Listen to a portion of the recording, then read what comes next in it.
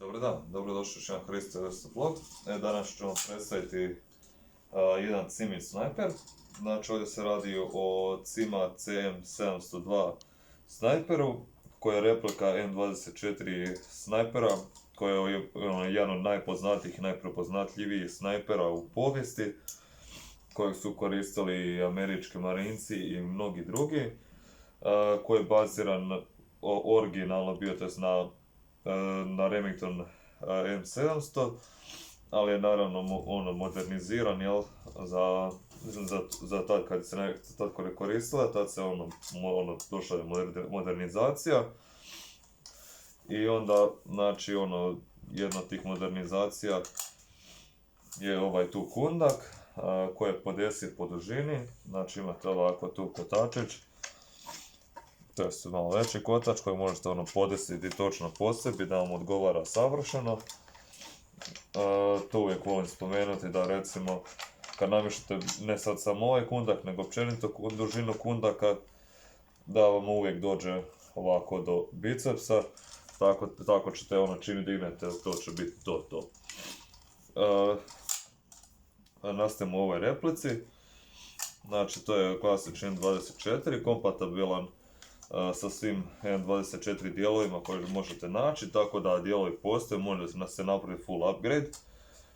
Ima ovaj spremnik M24 klasični, što je po meni čak i bolje nego VSRD ili slični, zato što ima ovu oprugu, tako da kad ga vadite van, jednostavno sam trebate ovo tu povući prema dole i on ispada već sam van. Tako da ako je potrebno brze izmjene spremnika na snajperu, eto, moguće je.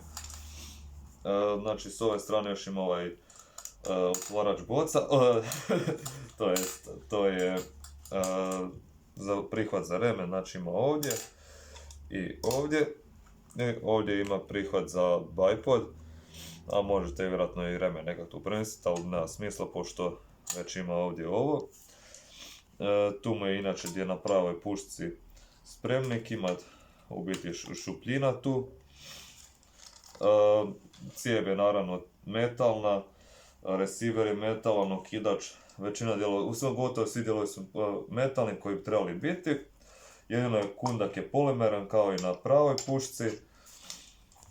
I ono što sam primijetio odmah i svidjelo mi se to što je bolt pull jako smooth, znači nema da je teško za povlačiti slično. I znači replika je sasvim, to je vrlo solidno tijelo sa zanimljivom teksturom i može se naravno napraviti full upgrade, pa eto ako idete na lovet marinace, evo jedan od vrlo dobrih izbora.